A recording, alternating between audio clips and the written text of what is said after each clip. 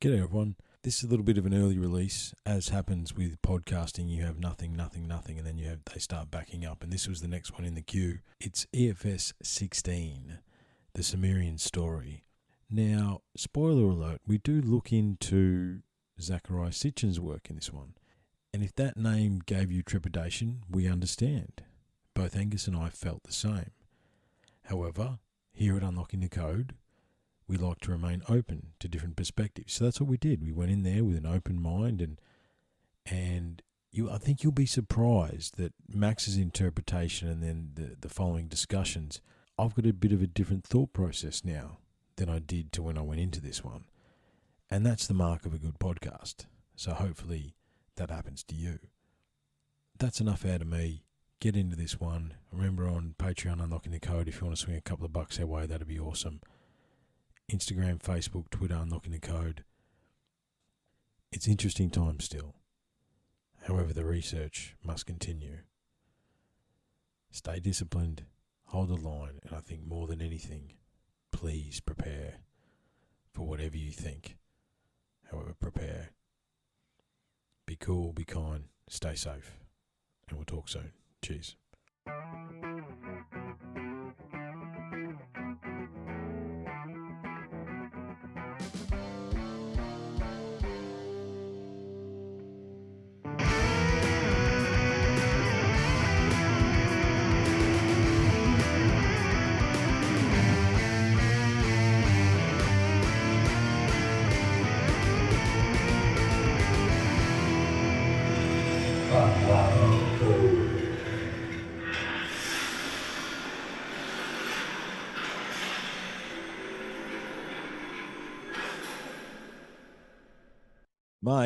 Mate, again, we're back.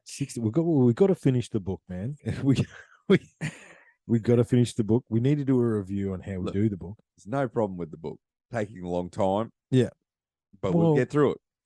And the thing is, it's like we could just focus on the book and not do the articles. However, I like doing the articles. I think the articles are cool. So, yeah, look, we need to refine the process for the next book.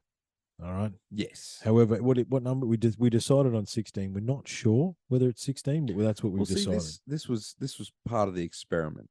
Was we decided to for like cold reactions to stuff as we go along. Neither of us know it's coming. We're experiencing it as the viewers at home. Yeah. With their ear goggles, which I like. I like that aspect of it. I like that aspect, but maybe we could refine that aspect somewhat. Just to get the efficiency up. Yeah. But it has spurred a lot of conversation and research in that as well. So, well, this is true, man. It's a hard one. I've enjoyed it. And I still do enjoy it. Me too. However, I also understand that 16 episodes into something is a lot. I also hope that the people at home are enjoying it. And if they are, then that's all that matters. Yeah, it's consistent. It's pretty consistent, the amount of downloads. I enjoy doing this. I think the feeling is I just worry if everyone's enjoying it. That's all it is. Yeah. So give us some feedback, guys. What do you think? Is 16 episodes too many for one book? I think it is too many. However, let us know if you don't think. But if you're happy, you're happy. Exactly. If it's because I think that is this just like a soap opera, you know? It's just you just turn on and it just keeps rolling. There's the next episode. Yeah. Well, look, the organic nature of this, and I think we have a lot of fun with it. So it's interesting, right? Anyway. But we love it. We love it. All right. And we're coming back to you with some more articles starting now. So I'm going to go first, mate. You're up, big boy. And look, we've obviously been talking about electromagnetic fusion crystal storage devices, right? Power crystals at power megalithic sites, and many other things. And surprise, surprise, data storage in crystal quartz will change everything. Dun, dun, dun. We're October 11, 2022. It's only a few days ago. Freshy. There's a new type of storage device which many tech corporations have been diving into in secret for the past few years, which Hitachi newly came out with a technology they are developing, which is fundamentally a sheet of quartz glass which could potentially save data for up to 300 million years. Does that? So where's the that number. That number, 300 million, is interesting, but also the power crystals of the data is good for 300 million years. If you didn't know anything about storage devices at present, that we have at present, but we at present have, I don't know. Sorry. Great wording. It is good. Thanks, guys. But anything from records, CDs, USB sticks, magnetic tape, none of these can lay a finger on this new, very inspiring technology. The prototype is made of a square of quartz 2 centimeters wide and 2 millimeters thick. It houses 4 layers of dots that are made with a femtosecond laser, which yields very short pulses of light. The dots represent information in binary form, a standard that should be comprehensible even in the distant future and can be read with a basic optical microscope. Since the layers are embedded, surface erosion would not affect them. Are we just talking about a microfiche, a different version of a microfiche? What's a microfiche? Remember the microfiche, the big screens when we were like in the libraries, you used to get the little squares and you have to, No. Oh. I don't. Oh, well. Yeah, microfiche, man. Okay. Yeah. I'll look it up. Now, while this is thrilling, there's more to it than just that. See, while Hitachi presently has a real producible thing, which they will possibly start marketing once they figure out a simple means of relocating data to, say, computers and television, the basic model they have only has the data storage volume somewhat better than a CD. Yeah. All right, okay. Well, that's not good. No. But that's not to say that this tech is doomed, simply that it's young. And even then, some people are by now working on a larger and better thing. Researchers at the University of Southampton in the UK have been developing an even more unbelievable technology. It's called Superman, of course it is, crystals, and possibly has a storage volume up to 350 terabyte and can last forever. No. There's a compromise there. Like, you can't have it store heaps and last 300 million years. Like, there's a payoff. Yeah. So whatever it is, it won't last 300 million years. But can I just ask, why do we want something that lasts 300 million years, like with such a limited storage capacity? Yeah, but it's more than that. We figured out we've actually, in the back blocks of S4 or wherever it is, what they've now done is they've figured out how to unlock the power crystals and the knowledge crystals that they have off the UAPs. And this is the technology finding its way into the mainstream. Oh, 100% it is. Yeah. Because don't forget, Richard Patterson has seen, and I've got a picture of it somewhere, there's this quartz crystal, and this dude shone a torch through it, and it looked like a landscape photo appeared on the wall. Yep. And that was found near Australia's Stonehenge. Yep. So there you go. Like, there's some, so they're drawing stuff in a sheet of crystal now, and then it's going to get further along. Obviously. Oh, but yeah, then that's come down from the aliens. Maybe. Possible. It's a theory. It is a theory. Everything's a theory. Absolutely. No one knows. Okay, let's go. Femtosecond laser. The researchers use a femtosecond laser, which produces pulses light. We did this already. It appears crystals have still got some magic after all, and they don't have to be just in your pocket. They might be the basis of all of our computers in the future. I mean, they are now, but possibly even more so. Exactly. I was just going to say. Oh, what's going to go? Crystal skulls. The crystal skulls contain ancient knowledge and probably dating back to the time of Atlantis or even further. Information on a grand scale. See, they're trying to figure out how to read the crystal skulls. Yeah. The skulls are said to have the answers to human evolution, universal information, planetary information, and most prized of all, humankind's destiny and true purpose. Didn't really read this article before we read it to you guys. The legend claims it's cold reactions. It is. Like it we were is. saying Yeah, before exactly. about the book. Absolutely. The legend claims that at one time of great need, the skulls would be found and reunited. I'm sure Indiana Jones did this, man. Yeah. The information they did. It's a documentary. The information they deliver will save the human race. The legend forewarns, though, that mankind must be able to accept the knowledge morally and spiritually. Well, that's true. This data can apparently exist forever, enduring great temperatures and hostile conditions without degrading, at least until the sun starts to die and expands to consume the earth, that is. Well, that's a bit dramatic, man. Wow. Like, there's no need to go there. Like, all right, look. Call it quits? Yeah. Look, Rather than storing precious information for mankind in an ordinary piece of quartz that could have been lost in time, the ancients chose to store their wisdom in a vessel shaped like a human head. Okay. These look, maybe Getting very dramatic. it's very dramatic. Generational libraries, man. Look, I think we're going to leave that there. Good article. Not too bad. Thanks. No author and not a real surprise there. So we've got 2 articles from SciNature.com. You've got one as well, mate. All right, well, so give good me luck. a go at this. Let's see how it goes. Good luck. Physicists have identified a metal that want conducts the mouse? electricity but not heat. Yes, please. Obviously, more UAP technology, mate. That's right. It's all coming out at the same time. I'm stuck on the other screen. Go across. I'm trying. Go right. Go right. I'll go right off that side. Yeah, I know. Oh, right. That's really confusing. I know. I can't make it go the other way. Good pick up, though. I can't make it go the other way. We just need to swap the computer and the screen over then. Yeah. All right, here we go. Researchers have identified a metal that conducts electricity without conducting heat, an incredibly useful property that defies our current understanding of how conductors work. Not if you ask Otis Carr. The metal found in 2017 contradicts something called the Weidmann-Franz law, which, see how I even had to say law with an accent? Yeah. Which basically states that good conductors of electricity will also be proportionally good conductors of heat, which is why things like motors, appliances get so hot when you use them regularly. Keep going. But a team in the US showed us this isn't the case for metallic vanadium dioxide, a material that's already well known for its strange ability to switch from a see-through insulator to a conductive metal at the temperature of 67 degrees Celsius Fahrenheit. Celsius or 152 degrees Fahrenheit. Yeah, boy.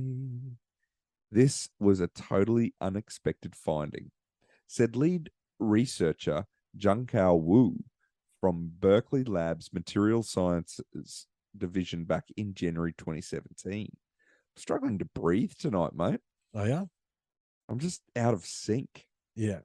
No, it's not you. I think it's the wording of this. I think it's the way it's like written. It's the way it's You're right. written. It is. It's weird the way it's written. All right. I'm delving back in. Wish me luck. Mm. It shows a drastic breakdown of a textbook law that has been known to be robust for conventional conductors. This discovery is of fundamental importance for understanding the basic electronic behavior of novel conductors.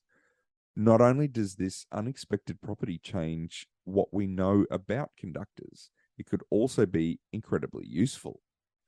The metal could one day be used to convert wasted heat from engines and appliances back into electricity, or even create better window coverings that keep buildings cool. Well, I think the other one is more revolutionary. Why? It's the way it's written, because it should have ended with because that's, if you're converting heat into electricity, that's a pretty massive new step. Yeah. But a fucking window covering to keep a building cool? Come on. I don't know. Look, I think, you can keep going. Flick down. I'm just going to speak for a second because I think, number one, I wonder whether this is written by an AI or something. I wonder that. Feels like it might be. It's clunky. It's clunky. However, these types of technologies, I mean, all of a sudden this stuff, we've just discovered quartz can store stuff and anti-gravity is real and UAPs are real. Chinese discovered a new crystal on the fucking moon. Yeah, like all this sort of stuff, right? How long is it going to be? They're going to go, oh, by the way, while you guys weren't watching, we've got UFOs, by the way. We already know how to do all this stuff. See, but the thing is, if they tell us that, then they can't give us. They can't drip feed us. They can't drip feed us and make money out of us. Yeah, because we're going to be like, oh, you've got the tech. Yeah, the next big thing. Give us the best fucking tech instead of drip feeding us this planned obsolescence. Yes, give us the fucking horse's mouth. Yeah. Give us the actual tech that you have, as opposed to drip feeding. Because they've got to make their money off each incremental advance, don't they? Exactly.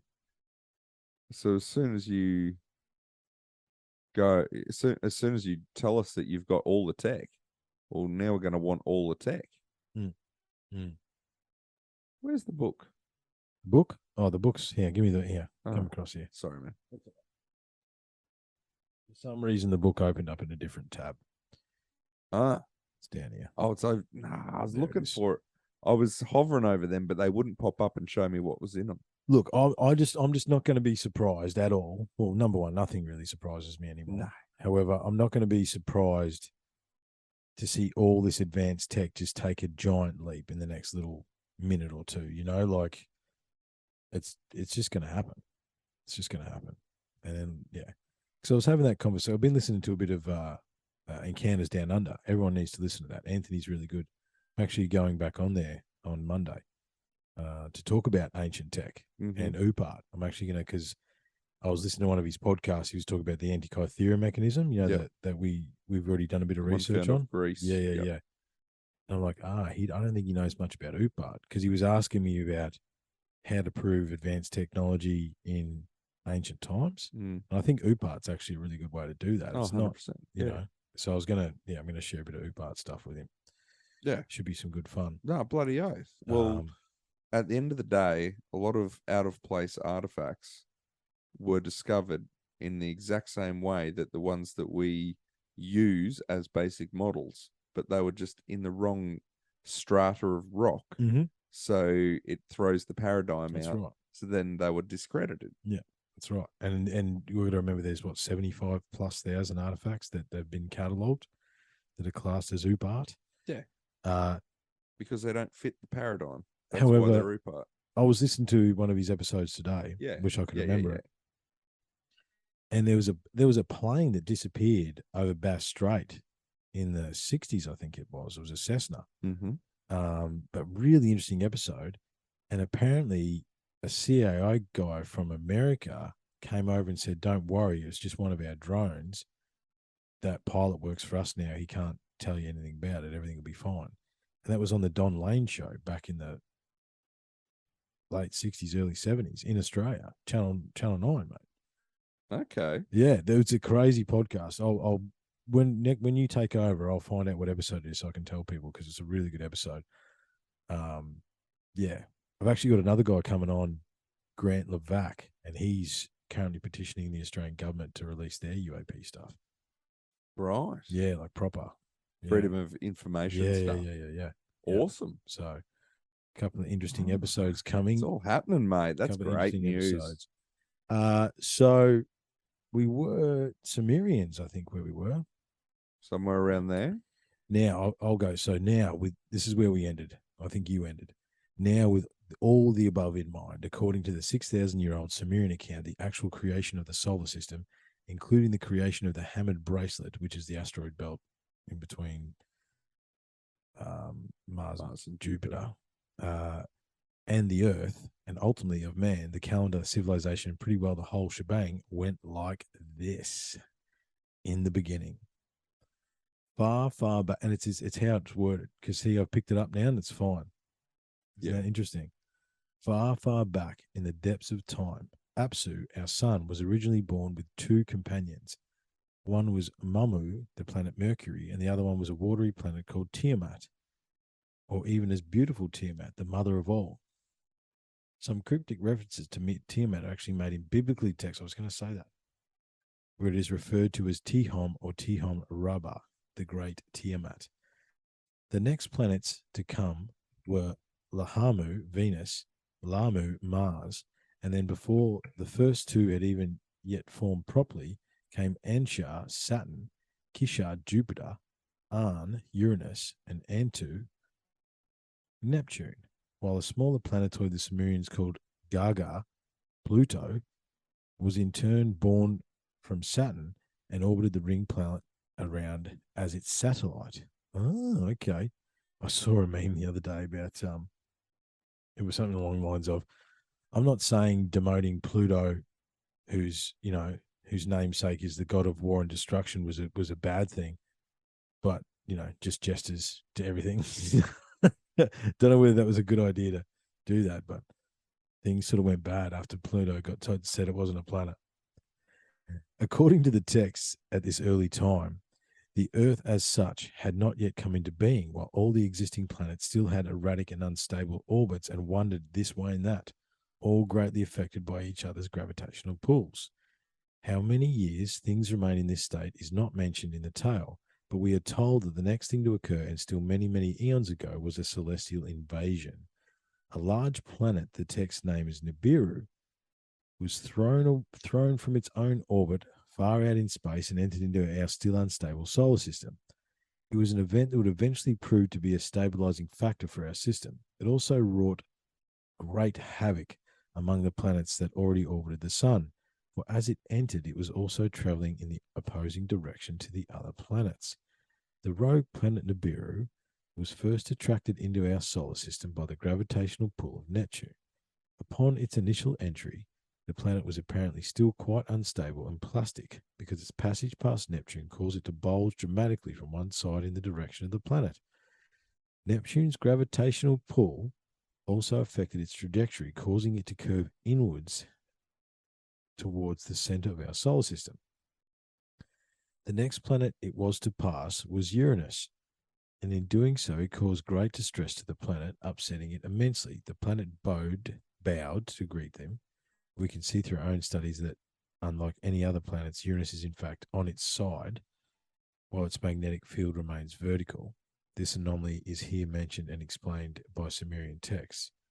Nibiru's passage by the planet must have indeed been close, because 4 great chunks are also torn from Nibiru, creating 4 satellites that orbit about it wildly. The text named these 4 satellites as the 4 winds: the north, the south, the east, and the west wind. The largest of these new satellites was said to be the north wind. The Nibiru approached Saturn, passing so close that it actually touched the planet rings, whereby its course was bent even further inwards by the huge gravitational pull of the giant, and was now locked on course towards the inner planets.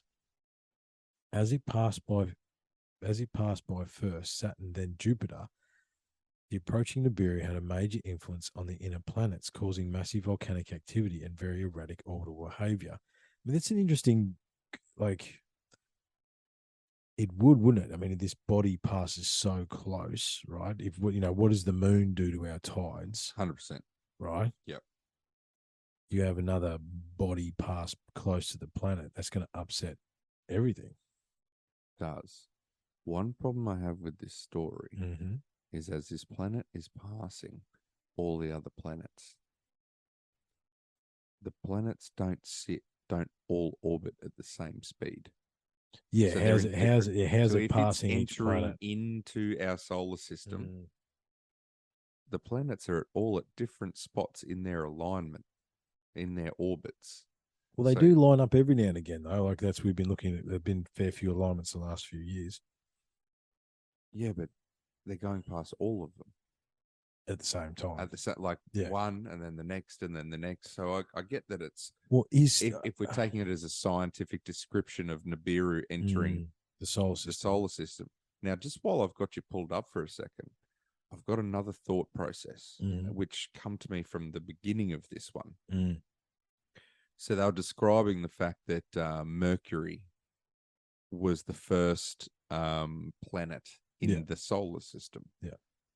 Have you ever had anyone explain to you how the planets came into being? Like, as to how they form? No. Like all these technically moons that satellite around the sun. Yeah. How come there's different balls in different areas? Does a planet get captured? Is it formed somewhere else and then enters and is large enough to get captured, or does it form in the band around? Like, I'm honestly saying I want the scientific. I've never had it explained to me in that chronological kind of order. There's books in this bookshelf that might tell us. Well, and the only thing that it adds to is, so we have the asteroid belt between Mars and Jupiter. Okay. And it's said that Nibiru hit it and smashed it. Right now, sorry, spoiler alert. That's coming up in the story. Yeah. But what if it's actually opposite? So we've got this mythological stuff, whether it happened or not, permeating. But what if it's actually the opposite? So we created that story to explain why there was an asteroid belt there. But what if that asteroid belt is actually the last planet that's forming, and that's how planets form? It starts as a ring of dust, and then slowly that ring of dust gains mass and runs into each other and builds up, and then forms a planet. That's interesting, right? Because my next question was, how did the planets form? How'd they get there? Why are they all balls? I've never had that explained to me either. You know what I mean? Why are they all round? I don't know, but my basic understanding of like physics, I believe it's because it's imagine if you drop something. Yeah, imagine if you drop something into like water, and it's suspended like a bubble, an air bubble forms around, because it's the strongest. A sphere is the strongest geometrical shape. Yeah, it's evenly strength. Doesn't matter where you're at. Yeah. So I feel like that's probably why, without an actual explanation. That is interesting, though, isn't it? It's interesting. Where did we get to? I was locked on course towards the inner planets. As it passed by Saturn first, then Jupiter, the approaching Nibiru had a major influence on the inner planets, causing massive volcanic activity and very erratic orbital behavior. The massive gravitational force of the approaching Nibiru caused huge chunks to be rent from Tiamat until the planet had 11 satellites revolving around it. One of them, called Kingu, continued to attract debris and grow until it had grown to the size of a small planet. Then, pulled by the gravity of the approaching invader, Kingu left its orbit around Tiamat and began to assume the orbital characteristics of a planet in its own right, though it still remained close to Tiamat. Nibiru continued relentlessly on its course, on its way tearing Saturn's moon Gaga from the planet's grip. During these close passes, 3 more moons were also wrenched from the body of Saturn. The text naming them as Evil Wind, Whirlwind, and Matchless Wind. Okay, so you're saying, I get what you're saying about they're not all in a line all the time. Does the disturbance in their gravitational field, wherever they're moving around the sun, are they drawn? Like, is it like, because, they have these moons suspend themselves around planets. A big, massive body moves through the solar system. Are the planets drawn to that, maybe, in a way? Is that maybe why the Earth spun backwards for a couple of days? Because the big planet came and it sucked itself towards there. That's possible. You know what I mean? It's hard.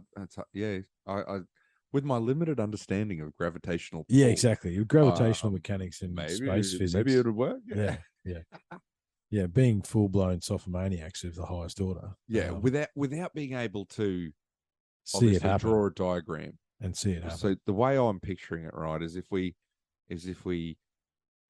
put this up onto the astral plane and imagine it. So you've got if you think of it like the sun is at the back, and then if we look at the orbits of the planets, and for this sort of description to work, you imagine the planets sort of in a line coming out past you and ending up at planetoid Pluto sort of thing out closest to you. And then you think, so if they're orbiting clockwise, and Nibiru's coming in on this trajectory on the right-hand side. Now, all I'm saying is, because we're still talking about it coming in. It's not going back out.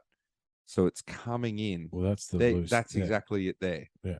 So as it comes in, see the arrow's just there, and it's coming in. So the planets have to be in that quadrant of their orbit to be affected. If they're at the back of the sun, over there, as Nibiru is approaching, it's not going to affect them. Yeah, so they're in a line in that quadrant somewhere in this description. Because we'd imagine it skids along the asteroid belt, and that's what shoots it back out the other side, maybe.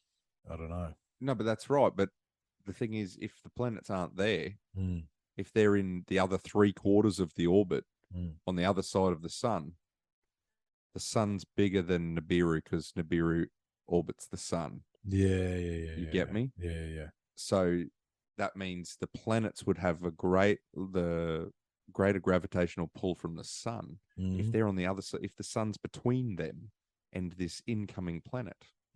You get me? Yeah, I get you. It's hard to know, though, isn't it?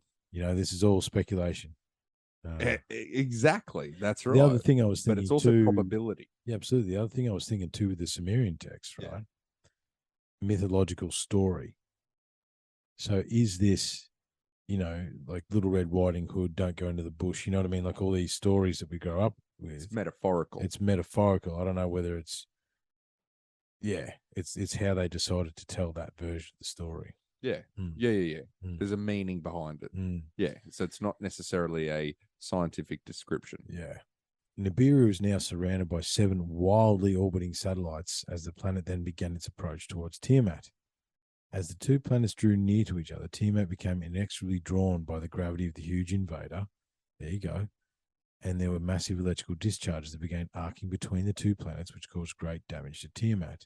But then something occurred. Perhaps the electrical arcing provided an electromagnetic cushion of some kind that repelled the 2 bodies, but for whatever reason, Nibiru's course became erratic, and it did not collide with Tiamat. However, one of its satellites did. The satellite called Evil Wind plowed straight into Tiamat, cracking and splitting the planet into two as massive electrical discharges from Nibiru entered deep into Tiamat's core, completely extinguishing its life. That's a graphic. I mean, imagine we could computer generate that now. So what is it? He's got these 7 massive satellite moons orbiting Nibiru, and these planets start creating electrical charges between each other, and then one of these things slingshots in there and just makes it explode. You want Michael Bay directing that one. I know. Like you could computer generate that. This is illustrated well by Sitchin's own diagrams. Then Nibiru was now inexorably locked into orbit, left the inner planets to begin its vast elliptical journey around our sun. It was on its second orbit through our solar system when a further disaster struck. I was going to say that too, like because it does the loop, it can hit the planets on entry and on exit. Yeah. But I pointed that out before. It did all this on its entry. Yeah, everything that was described. Yeah. Oh yeah, because it was talking about its entry. Now it's talking about its exit. Yeah. And hard as it may be to grasp at first, it is here that the Christian story of Genesis begins and the parallels the Sumerian tale. I'll keep going if you want, mate. I'll hand it over in a second. Mate. You keep punching on. The epic of creation. According to the text, on its second orbit, Nibiru itself collided with Tiamat's lower half and delivered the truly fatal blow. The already damaged planet was no match for the enormous bulk of the invader, which hit one colossal piece of the already cracked Tiamat square on, pulverizing it completely. The remaining half of Tiamat was struck by the orbiting north wind, Nibiru's largest moon, shunting the remainder of the broken sphere further towards the sun and into a new orbit, taking its large satellite Kingu with it. Kingu was now lifeless from the encounter, shrunk in size and cooled to a desolate, battered wasteland. The force of the blow was so great that the other 10 moons of Tiamat were also shattered, their debris sent flying off on vast elliptical orbits on their own, although now following Nibiru's path in the opposite direction of the other planets of the system, an event which explains not only their existence but also the incredibly vast and retrograde orbits of the comets of our solar system. Yeah, okay. I like that. Okay, yeah. I like that. Gaga, the former moon of Saturn, confused by Nibiru's influence, began its life as a small planetoid we now call Pluto, and continued off on its own eccentric orbit, which now marks the elliptical line that Nibiru had created with its entrance into our solar system. Modern scientists have also theorized that Pluto may have once been a moon of Saturn. In fact, its orbital path still overlaps that of Saturn today. Okay, I didn't know that. Oh, okay. So this is what he's saying. This is giving actual diagrams here. This must be Sitchin. Yep. So cracking it, and then it comes back around and smashes it. Yep. Yeah. Okay. The waters that were left on the broken sphere that was once the beautiful Tiamat spread out over the remaining chunk of the planet, which now shunted a little closer to the sun. Tiamat began its new orbit as the Earth, while the remaining debris from the collision that floated in space spread out slowly to form the hammered out band that is now the asteroid belt. The Sumerians say the evidence of this cosmic event is still visible on Earth, and that is why all the land mass is on one side of the planet. And if you remove the oceans from Earth, it would not appear as a true sphere like the other planets, but rather slightly scooped out where the Pacific Basin lies. That is true, because it never formed a form completely black into a proper sphere. AC/DC. They say the Pacific Basin is the scar that still remains from the wound the planet once bore. This event apparently also gave the Earth its actual wobble. The stars, their images, and the stars of the zodiac he fixed. It was during this cosmic collision that the seed of life was also transformed to the Earth from Nibiru. I'm ready to take control if you want, mate. Yeah, I'll finish this little paragraph here, Lovely. mate. Nibiru, through the fixed orbital path it had acquired, was now destined to always return to the site of the celestial collision and cross the path of the asteroid belt where Tiamat had once orbited. For this reason, the planet is called Nibiru, the planet of crossing. And so it was that the celestial lord created the hammered bracelet and the Earth.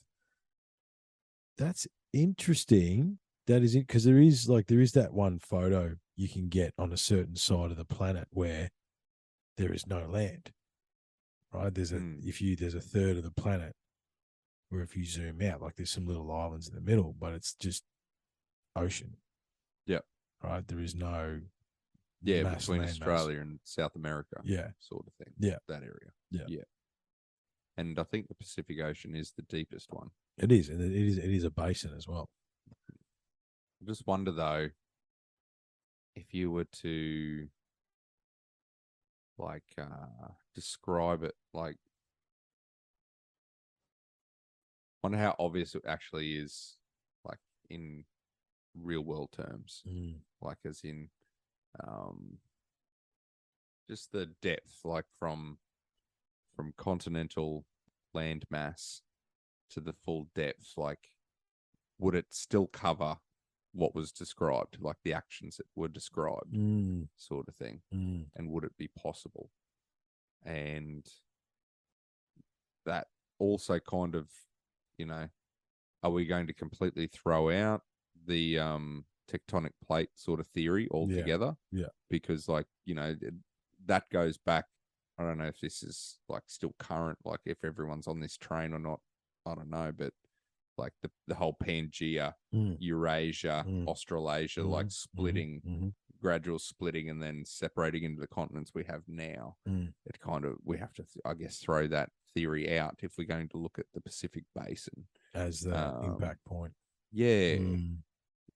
So I don't know, because once upon a time there was just one ocean.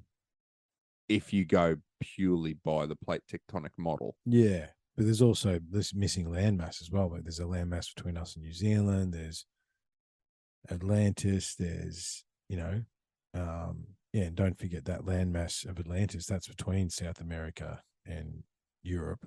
Yep. Right. There's a big landmass in the hole between us and Hawaii, Lemuria. Yep. Right. There's a landmass. You know what I mean? Yeah, so Zealandia or whatever it is. Yeah. Which is like sunken landmass between Australia and New Zealand. Yeah. No, well, it's around New Zealand. Oh, that's right. Yeah. New Zealand's like a volcanic mountain ridge that sticks out of the but it's on plate. But its plate's a lot larger. And it's got like a, I guess the reason they're calling it a continent is because it's got like a continental shelf. Yeah. Kind of like we do. It's just that the shelf is much lower than what ours is. Hence it's all swallowed up. Yeah. Sort of thing. So maybe that could be it. Keep going, mate. All right. Let's see if I can slip into this flow. It's there. It's there. It's for the taking. Again, the text do not mention how long things stayed in this fashion. They do, however, most definitely say that intelligent life first appeared on Nibiru long before it was ever found on the Earth. Where this life came from or how it evolved is not told, just that it was there, but eons later. All was not well on Nibiru. For because of the vastness of its new orbit and the great distances the planet travelled from the sun, the inhabitants of the planet, the Anunnaki, were suffering and facing a slow but inevitable extinction due to a steady erosion of their planet's atmosphere. It had started when a hole had appeared in the protective ozone layer that surrounded the planet. Nibiru usually remained at a reasonably constant temperature throughout its vast orbit due to a thick greenhouse atmosphere that was continuously replenished by constant volcanic activity. But that activity had now slowed down, endangering life on the planet. It was decided to create weapons of terror to reawaken the volcanoes. But even after the blinding explosions from them had been directed at the sleeping mountains, they still refused to release their volcanic clouds, and the atmosphere continued to erode. It was then discovered by scientists that the problem could be alleviated by suspending fine particles of gold dust in the upper atmosphere to create a curtain of charged particles that would protect and shield them during the planet's vast orbital peregrinations away from the sun. Gold was a substance that was very rare on Nibiru, but the Anunnaki knew that gold existed in abundance within the Hammett bracelet. So a dangerous mission was organized to retrieve the substance from the chunks of blasted rock within the asteroid belt. The mission was a total failure, and many brave heroes were crushed by the giant boulders in a dangerous quest that was attempted to gain a quantity of the precious metal from the asteroids and rescue their planet. Not one hero returned from the quest. Well, that answers your question, doesn't it, about how, in the last podcast, you were talking about how do they live That's on it. Nibiru Exactly. when they're in such a wide orbit. That's the explanation. They're Using gold is their solution to a problem. Further up, it was saying that there was a lot of volcanic activity on Nibiru, and it dried up, and their ozone layer or atmosphere was eroding. So then they came up with this solution of suspending gold particles, and to keep the ozone. Yeah, basically they called it ozone, but then they said it was other stuff. So ozone's an actual gas. Yeah, well, I mean, Max is probably using terminology that we'd understand. Exactly. We're like talking an about ozone atmospheric. layer. It's an atmospheric layer. Exactly.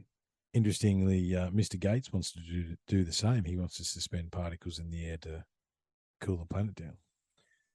Yeah, well, it's been done before.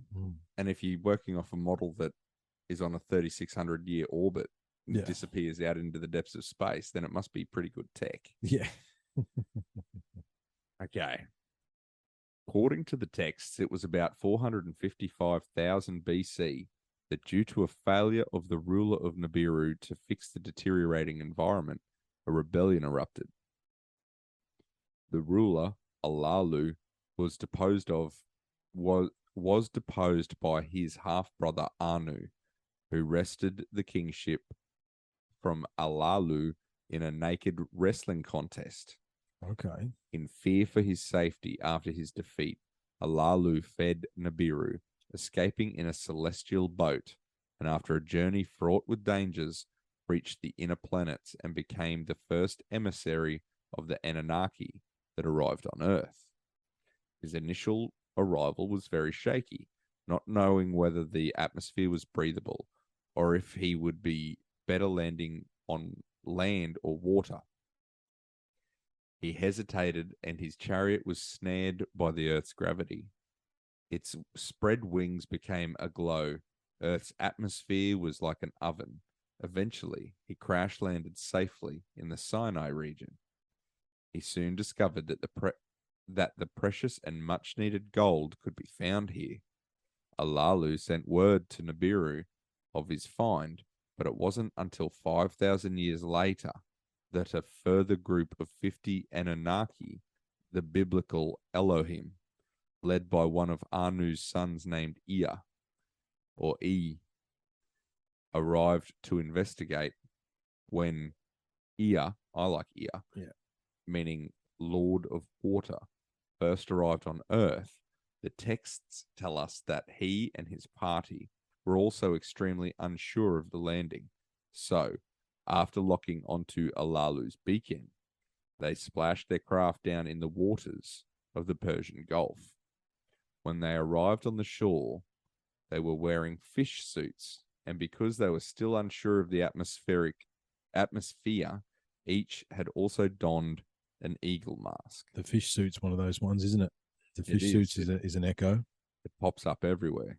That's a good explanation of where it's the very fish mythological. This sort of lends to what I was saying before, where it seems like a mythological telling of an event. Oh yeah, definitely, with like age appropriate descriptions. That's right.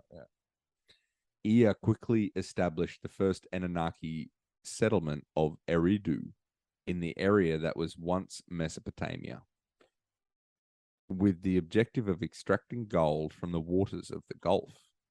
Though little gold was extracted from the ocean waters, operations went quite well under Ea's control for some time, but eventually gold production in the Gulf region began to falter and slow, so Ea's father, Anu, decided to visit Earth to investigate the problem, bringing with him his other son, Ea's half-brother, named Enlil, who, though younger than Ea, was of purer blood, and so the rightful heir. This was later to prove a bitter source of rivalry between the descendants of the two half-brothers. During Anu's visit, it was decided to increase the gold mining operations. Anu and the two half-brothers drew lots of control of the coveted Persian Gulf operation. After the draw, it was decided that Anu was to remain ruling on Nibiru.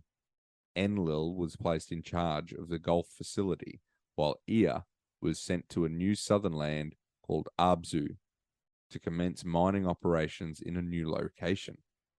The Abzu is often referred to in mythology as the underworld or as Hades. In biblical references, but which in fact was, according to the text, a settlement in southern Africa.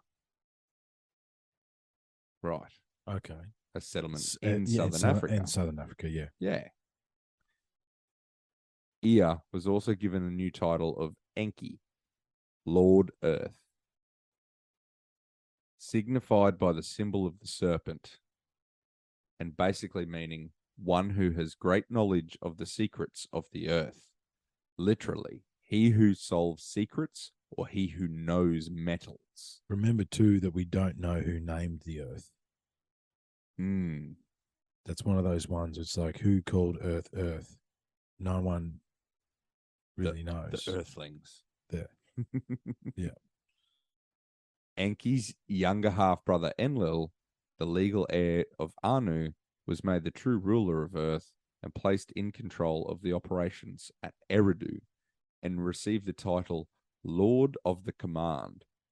It is mentioned in the texts that on the particular occasion, before Anu's visit was concluded and he departed from Earth to return to Nibiru, he was again challenged by Alalu, who declared Anu to be a usurper. Again, they removed their attire and wrestled, oiled, naked, and rock hard. Well, I mean, what's that? Why are we naked oil wrestling? Must be the Sumerians like naked oil wrestling? I mean, maybe maybe that's just like what is the mechanism there? Because it's that's like the third time tradition. Yeah, a bit of oil naked wrestling. I don't know. Anyway, it's mate. You got to have customs and traditions. That's right. Maybe there's just harkened back to a time. Yeah. We still wrestle. We just don't do it naked with oil these days. Yeah, that's right. Yeah. And if that's what you're into, it's totally fine. Get after it. Exactly. But again, Anu won the match. So distraught was Alalu that when the fight had ended and Anu had been declared the rightful victor, he set upon his half-brother and bit his dick off and swallowed it. injuring. I seriously did. I Yeah. thought you were. No. I thought you were going off. I just changed. Look, it says Bit his manhood, manhood off. Yeah, dick was better. Bit his dick off and swallowed it, injuring Anu greatly, but also sealing his own fate. Wow, I did not. I thought you were just going off yeah. reservation. I thought thought Macca came to play and just talking out. about just going off the cuff. You got to No, say, mate, that was it. It is. That is what happened. You got to use that word too, though. With the phallus of Anu burning in his guts, horribly, slowly poisoning him from the gonorrhea, he was brought before the seven who judge, and by them was banished to die alone on Lamu, Mars. Though to this end he was accompanied by one faithful servant called Anzu, possibly himself a grandson of Alalu's, who wished to provide the once Nibirian king fitting burial, and in so doing have his own deeds remembered for all time. That went in a weird direction. It did. It did. It escalated quickly. Yeah. But and that's why we don't wrestle nude anymore. Maybe Someone bit someone's dick off. I don't even.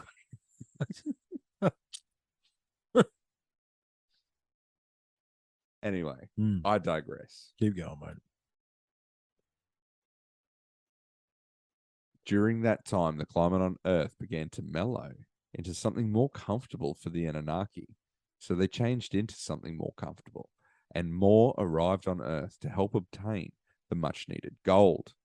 One of the new arrivals was Enki's half-sister, Ninmah, who was also a medical officer and a geneticist. Yeah, of course she was. While on the journey from Nibiru to Earth, Ninmah stopped on Lamu to see what had become of Alalu and Anzu. The text describe Lamu as having ice caps on both poles and being of reddish hue, with lakes and water fit to drink, but lacking in sufficient atmosphere for breathing without the aid of the eagle masks. Alalu was long dead, but Ninmah was able to revive Anzu, who told her he had placed Alalu's body in a cave beneath a great mountain that arose beside a lake nearby. Sumerian tablets tell us that the party left Lamu. They had used weapons of power to carve the great mountain beneath, which Alalu was buried into his image. The texts say that the image was of his face, looking skywards towards Nibiru and Earth. That's the face. Dun, dun, dun. Whose gold he discovered, and that they carved the monument of Alalu wearing the eagle mask, but with his face uncovered. The Sumerian texts have here quite accurately described Mars, including its polar ice cap, which science has shown is indeed frozen water, and have mentioned the existence of the bizarre and very enigmatic face on Mars. The question is, how on earth could they possibly know about any of that? Yeah, look, I mean, the weird story aside, the facts are interesting for sure. I mean, they know that there's definitely water on Mars now, without a doubt. Yeah. And enough water there to produce, not to produce an atmosphere of oxygen, but enough water there to make an oxygen machine. You know what I mean? Like to have. But part of the problem, I believe, with Mars is the, excuse me,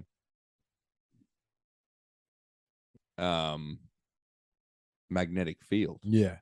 Because it's part of the magnetic field that also helps to sort of control the atmosphere. That's what they say, something hit Mars, and that's why it's like a half-peeled orange, and it disrupted the core. Yeah. Yeah. That's exactly right. And caused it to like cool down.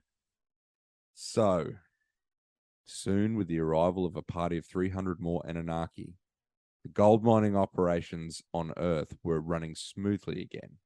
The gold-bearing ores were being steadily shipped from Africa, the Abzu, to the Gulf to be refined. then sent up to a way station that had been established on Lamu near the tomb of Alalu. From there, refined gold was shipped to Nibiru in bulk via spacecraft that would periodically arrive. Texts inform us that the Anunnaki that were in command of the way station were named the Igigi, later to become the biblical Nephilim, and that by the time lost my spot, the Anunnaki had also set up a total of 7 vital operation centers in the Persian Gulf region to deal with the mammoth task of coordinating the procedures and exporting the refined ores. These control settlements included a spaceship at Sipar, a control center at Nippur, a medical center at Eden, and a metallurgical center at Shur Apak.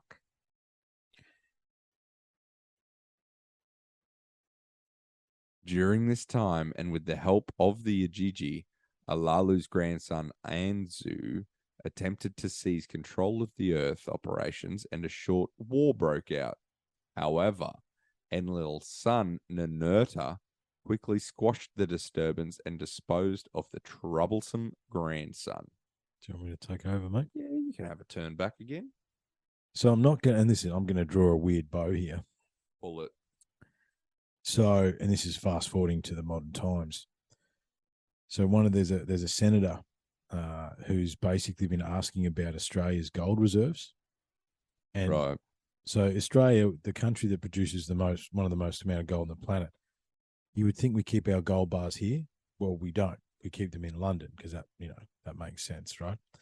And part of the Commonwealth. Yeah. So let's call that the reason. Yep. Anyway.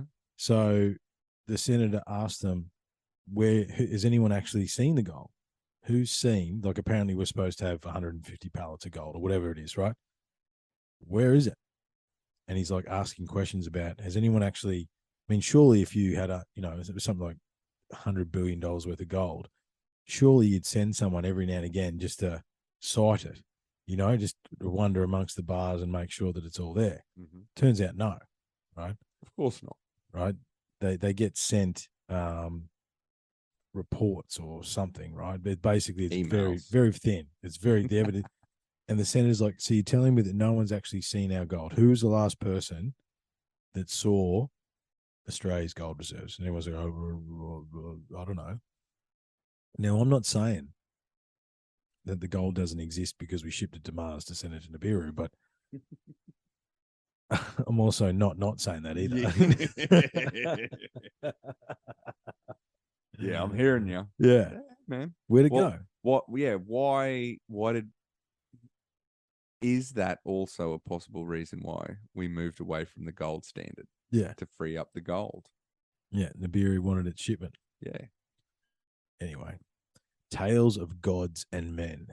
Eventually, a mutiny arose amongst the Anunnaki in Africa, who were endlessly labouring the mining operations under Enki's control. The Anunnaki were tired of their years of toil in the mines, and after a conference, it was decided by Enki to enlist the help of his half-sister Ninmah, the geneticist, to create a worker race who would relieve some of the burden of the Anunnaki. Enki himself was a great scientist, and he and Ninmah used elements of the Anunnaki, DNA, mixed with elements of animals to experiment in the task. Initially, a variety of animals were used in the tests, and some odd-looking creatures were produced. It was believed that creatures such as horses would produce strong workers, but after a few Anunnaki horse hybrids and other even stranger creatures were developed, the idea of breeding creatures of pure burden was abandoned. Enki said he knew that a small race that lived in the forest of the Abzu that would be perfect for the task, and Ninmah eventually succeeded in creating a primitive worker race by mixing the essence of Anunnaki DNA with DNA taken from this lesser primate species. Eventually, success was achieved, and soon many of the new workers began to take over the toils of the African mining operation. The procedures she used and the methods of birth, etc., were recorded in quite a detailed manner in some of these texts. Ninmah named the new race she had created the Adamu or Adamu. Adamu. Yeah, I know, but Adam, I was looking at. Oh, yeah. Yeah. 100%. Yeah. A most interesting detail of the Sumerian account is the mention that all the genetic experiments were first conducted in crystal dishes without success. It was not until Enki surmised that perhaps not enough of the actual elements of Earth itself were present in the experiments and suggested the use of clay dish for the process, which would possibly leach some traces of those elements into the mixture, though its use that success was obtained, and the Lord fashioned a man from the clay of the ground. That's out of the Bible. Mm-hmm. Even after the race had recreated, though, it soon became apparent that many more would be required to ease the toil of the Anunnaki workers. Soon Enki again sought out the services of his half-sister and her genetic prowess.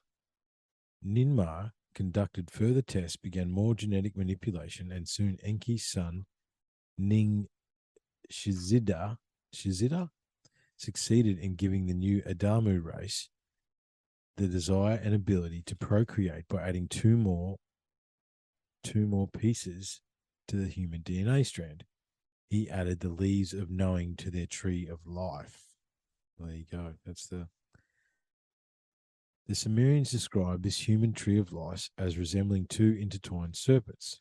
The texts tell us that the human tree at the time only had 22 leaves and that Ninmar added two more. Such an account very accurately describes the 24-chain double helix strand found in human DNA. Again, how on earth would the ancient Sumerians know that, do you suppose? It's a fair question. Yeah.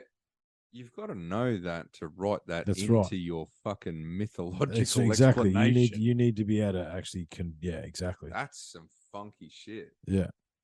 When Enlil discovered the Adamu could now procreate, he was furious with Enki and demanded how much more his brother would grant to his new pet race without consent, and how long would it be before he further altered their life tree to include the long lifespan of the Anunnaki.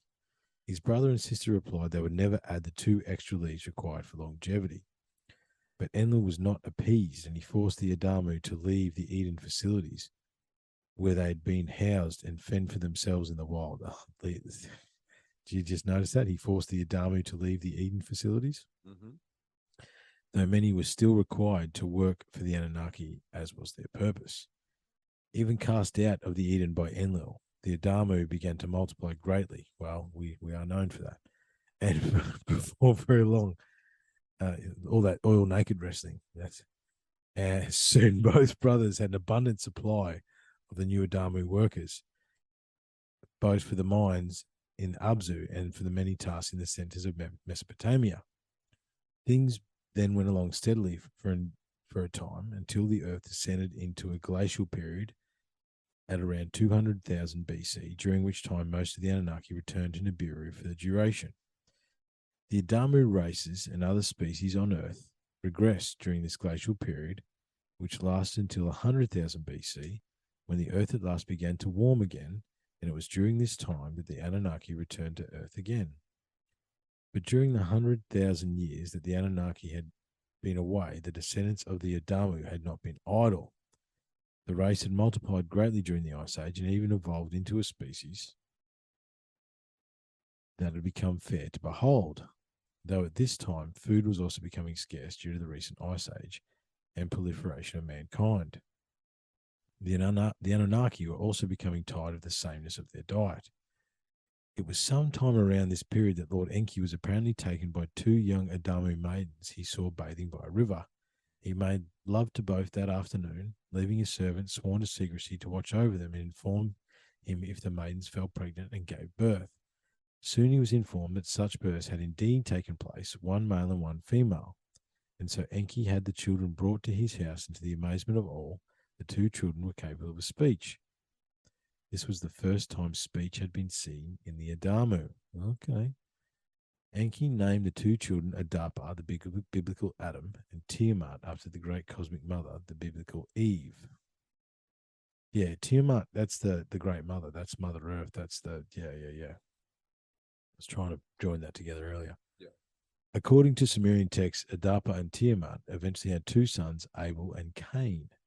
In delight that intelligent man had now miraculously come into being, the Anunnaki had grains and sheep brought from Nibiru and the two sons were taught in their ways.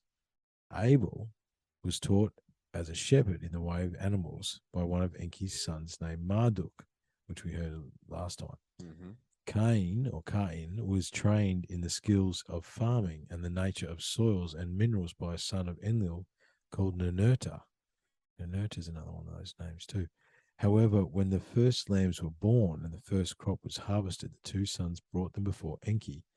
He was greatly hungry for fresh meat, and so showed a great deal more joy at the prospect of fresh meat than of bread. Cain felt dejected, and soon Abel began belittling his brother and boasting that Enki favored him more.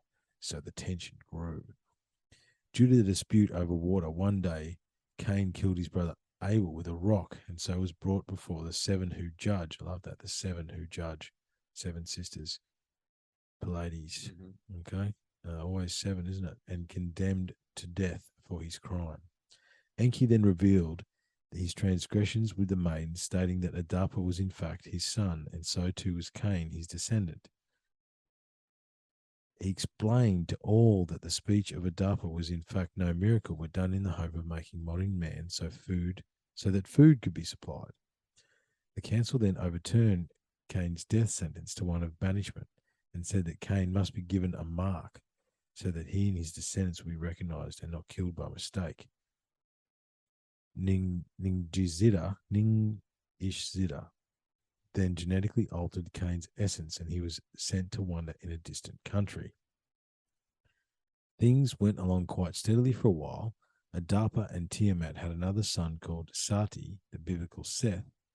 Seth's an Egyptian god as well. And eventually a further 30 sons and 30 daughters. You got busy. More oil wrestling, I think. Sorry, just went a weird space earlier. Yeah. And mankind continued to proliferate. Soon, for one excuse or another, many of the Igigi, the biblical Nephilim, came to earth, and many took the daughters of the new race, the descendants of Adapa, to be their brides. But the Anunnaki were larger and more powerful than the Adamu women, and many of them died in childbirth. These events are also mentioned outright in the Christian story of Genesis. Okay. Enlil viewed the unions made between Anunnaki and the descendants of Adapa as distasteful, thinking it degrading of his people to breed with a lesser race. He began to form a dislike for mankind, but he allowed the practice to continue nonetheless. The children of many of these unions between Anunnaki became people of renown. These were the godly offspring and the heroes of many ancient legends. And that's directly out of Enoch. Yeah. That last line. Yeah.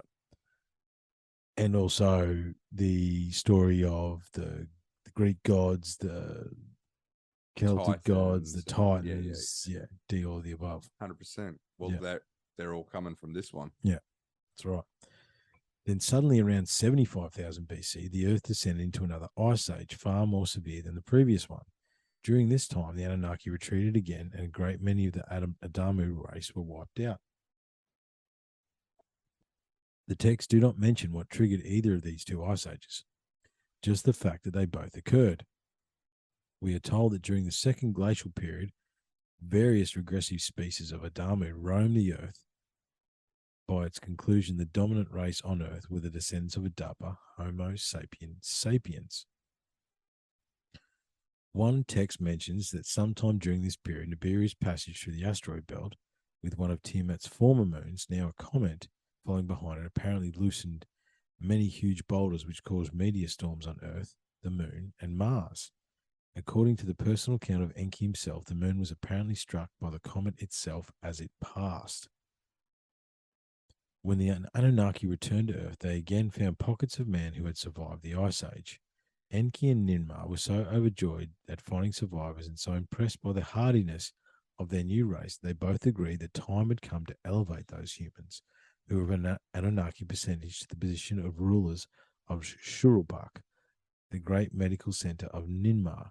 The decision by his brother and sister to do this enraged Enlil beyond belief, and secretly he began to plot the demise of the race of man, for he had also become tired with all the noise and disturbance that was being created by man, and had more than once imposed severe noise restriction on them.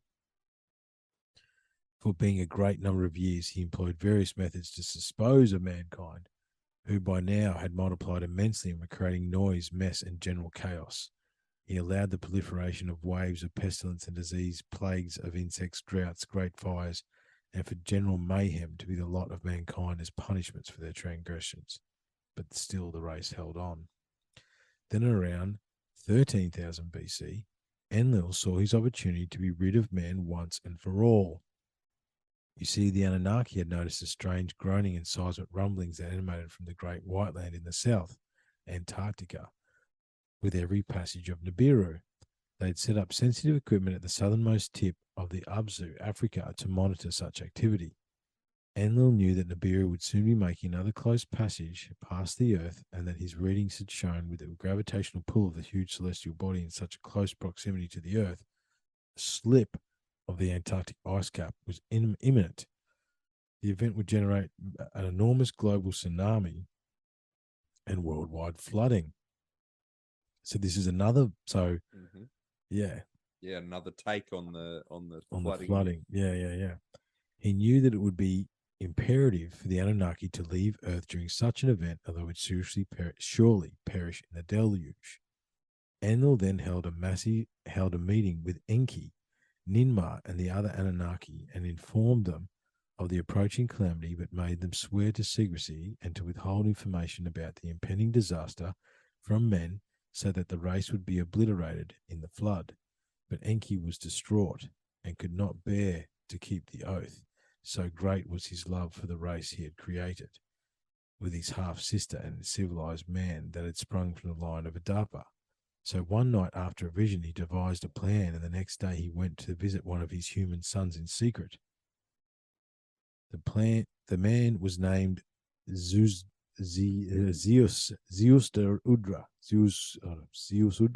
whatever. If Grub was here, he'd be able to tell us. Yeah, the Sentinel. The biblical Noah was also known as Umnapishtim, or as Atrahasis in some tales, but it's Noah. Not looking at, I'm not going to say that word. At Noah, yeah.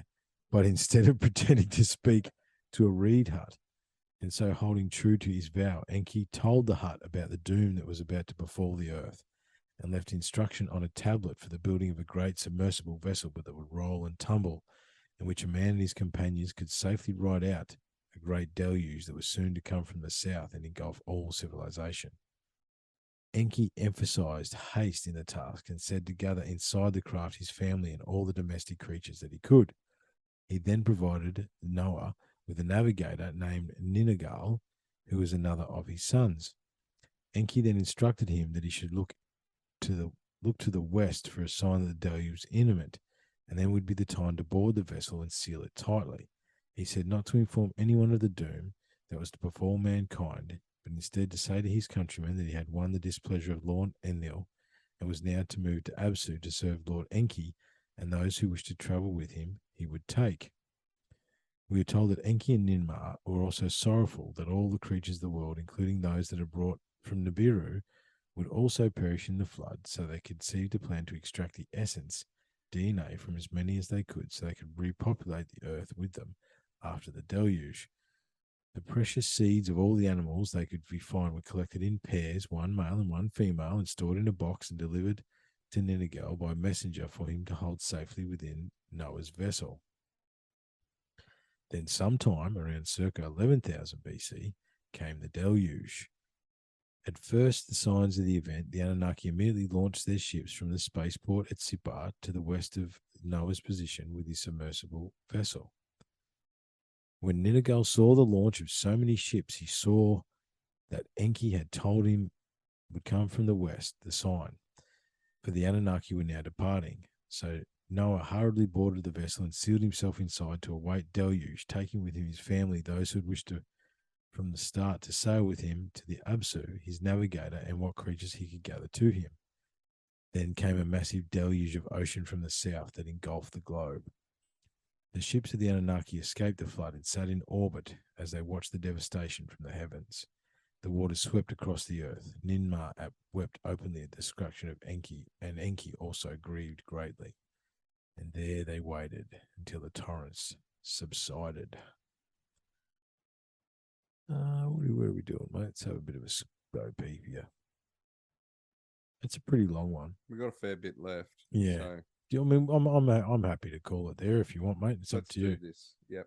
Call it there, mate. Yeah. I think that's a wrap, my friend. It's been a fun one. Yeah, nice little punchy episode. I'm liking how. So obviously we understand all of the crossovers. Yeah, we can see them now. Yeah, but I'm also enjoying the fact that, like, throughout that, there's explanations of modern problems, as in like the DNA and stuff like that. So it's just a one-stop shop. Yeah, and I wonder, like, you've got to question how they knew these things, right? And you can't not, because now I'm looking at it, because I listened to the last episode, and we were talking about the fact that we didn't take it because it was all Sitchin's work, right? Whereas I let go of that now. I'm just analyzing it like I've never seen it before. Exactly. Because I haven't really. I haven't not in this depth have I looked at this work. No. And there's enough there that you've got to ask the question of how did they know this stuff? Like how is this mythological story